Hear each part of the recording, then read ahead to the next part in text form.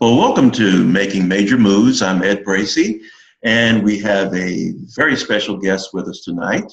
We have someone who's been here before, Ellen Gruetzmacher, and we are going to have another discussion tonight.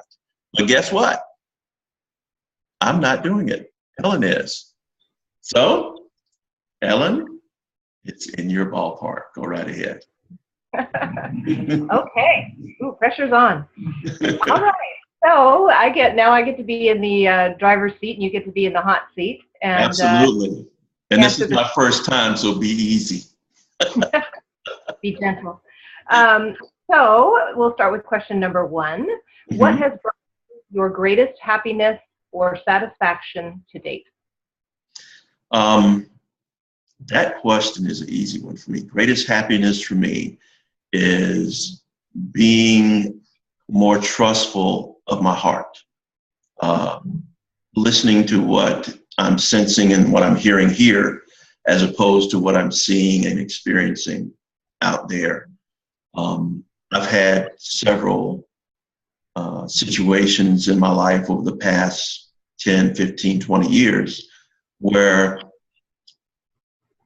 all the circumstances looked one way, but within me, I felt, no, that's not how it is. And I've always gone with my gut, and it's always proven to be right.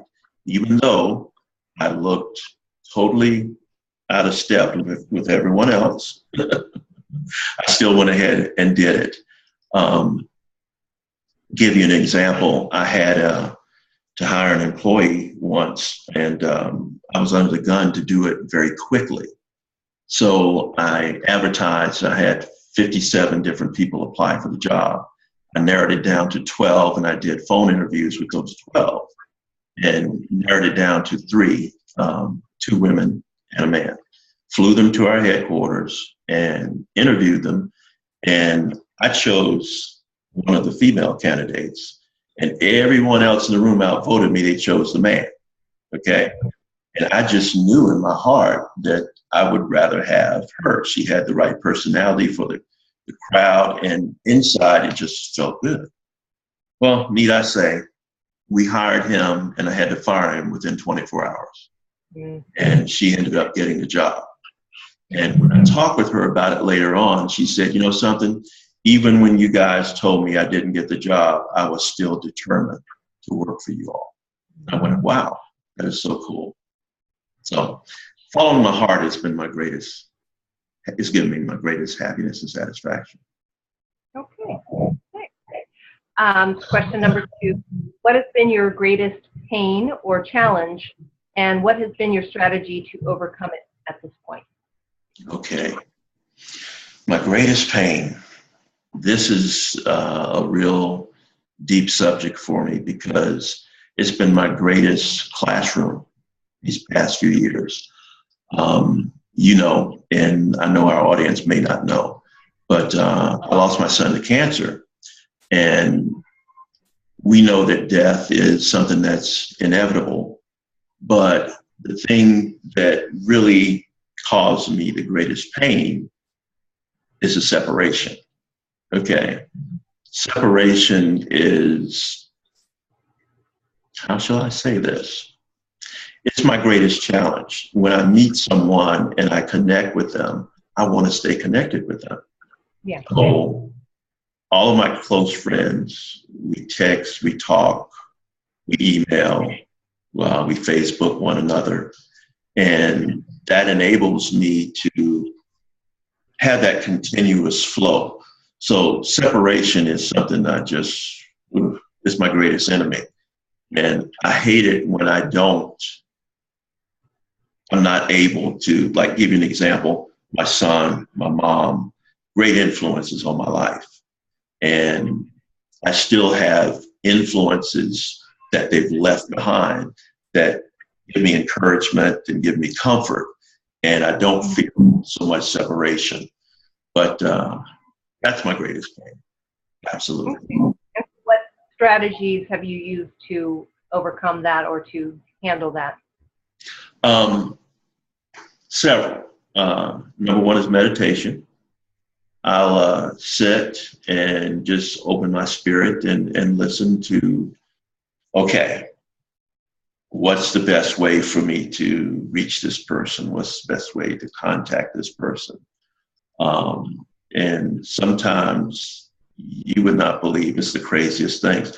I'll wake up middle of the night and someone is on my heart.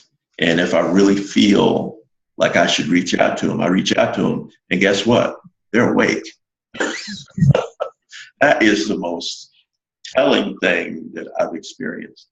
So it's that continual being open to, how do I keep this communication going? How do I keep this relationship healthy? It's really an ongoing thing, and it goes along with what I said in the beginning about listening to my heart. It's enabled me to stay healthy mentally, because these past few years I've been pretty much on my own. Okay, I've been around others, but when I say been around others, I have a little bit unusual personality. Sometimes I'll get focused on things and I'm focused on a task and I might not necessarily be involved with the people around me. So I have to make sure I'm always looking at keeping those lines of communication open. And as long as I'm in that mindset, I think I'm being successful. Mm-hmm. Okay. Okay, question number 3. So if you were somebody other than you and you were, that person was on a journey similar to yours, Yes.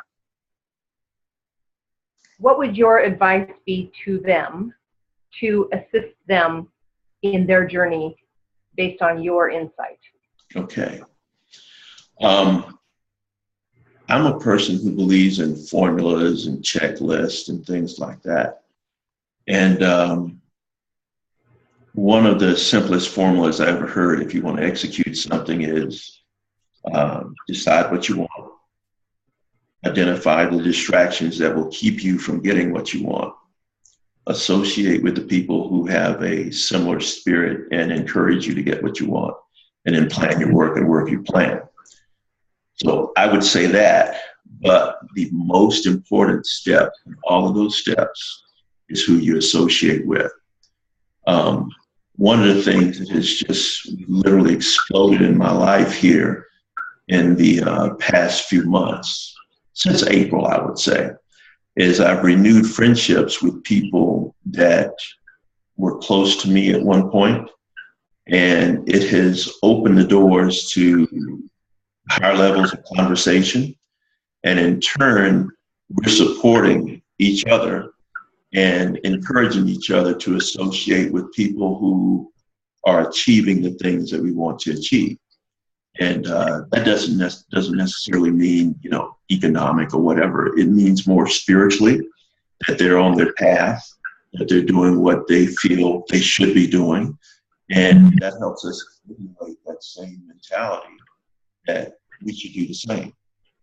And I find that by associating with people who are positive, uplifting, loving, which is so key in this world that we're in now, it gives you a fertile ground where you can plant seeds and grow things that just blossom and bloom.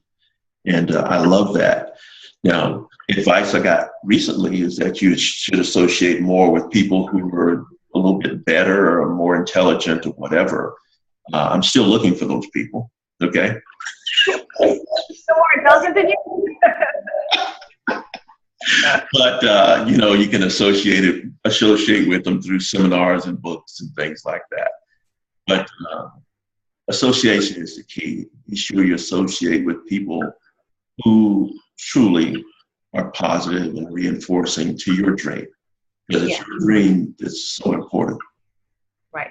Yeah. So what would be your advice to that person to get started right now? What would be the thing you'd say, this is what you got to do to get started? Okay.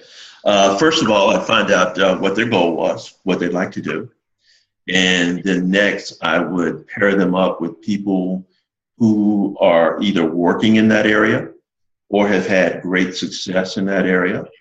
And I would do my best to find a mentor for them. See, we can learn things basically two ways in life, either by mistakes or by mentors. And I would prefer the mentor because I've done the mistake route many times before and cost too much money and too much time.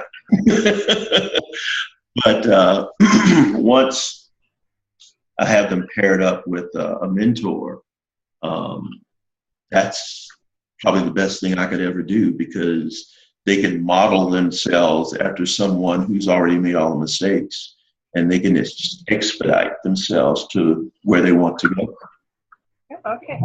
Mm-hmm. All right. And our last question. Okay.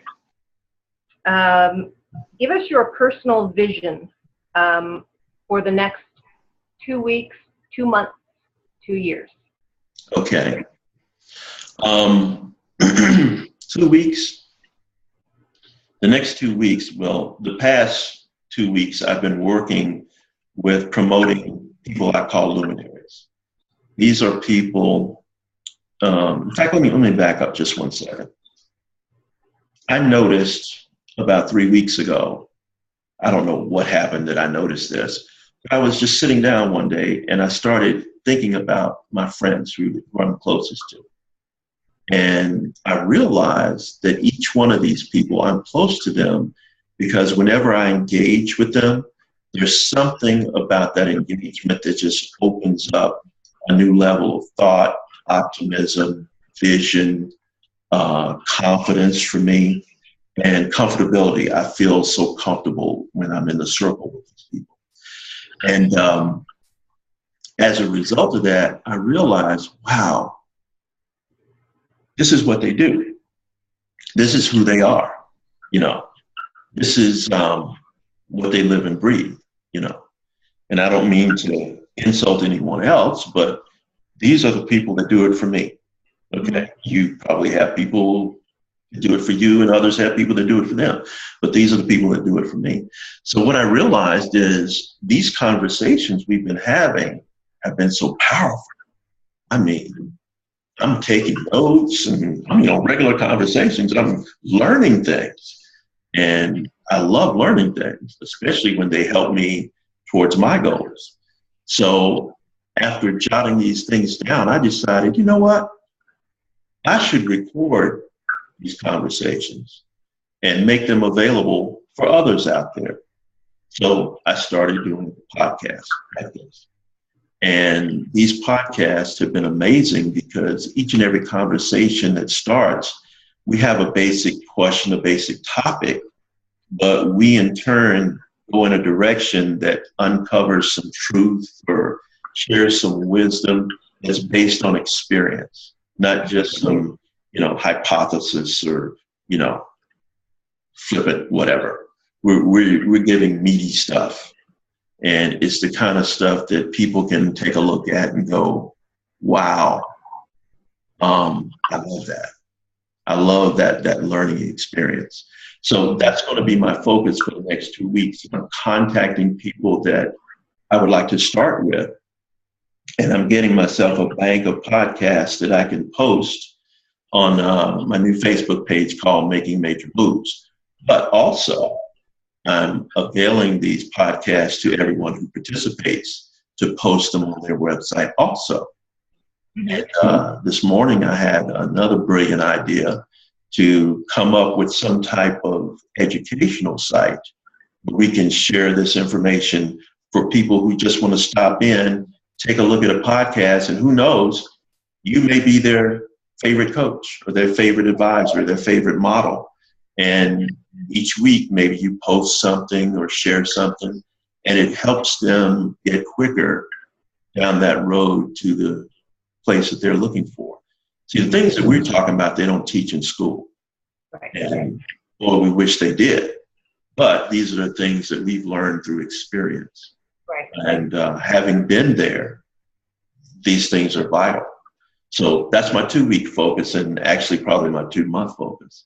I have some other things going on, but right now I feel like I'm riding that surfboard heading towards the shore. I feel just elated, and it feels so good.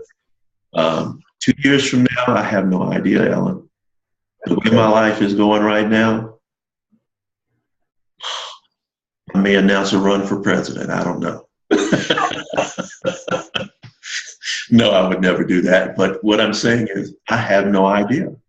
If you had asked me this question 2 years ago, I would have had no idea I'd be sitting right here in this office outside of Washington, D.C., and just, doing something different. Yeah. This wasn't even on the drawing board. So yeah, that's my future focus.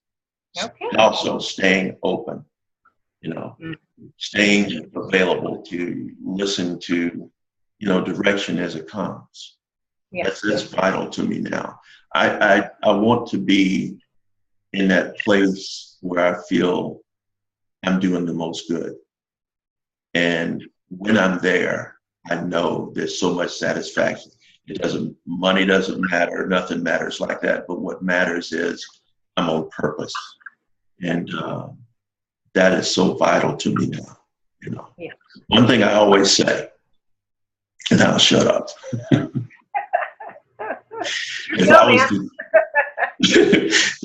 I was to disappear within the next hour, I want everyone in my life to know how I felt about them. And that is my other high priority, that there's an understanding that you matter, that I care, and that you're important to me. Yeah. Nice. Okay, well, that's the end of my questions, unless you're going to freewheel it and come up with some more.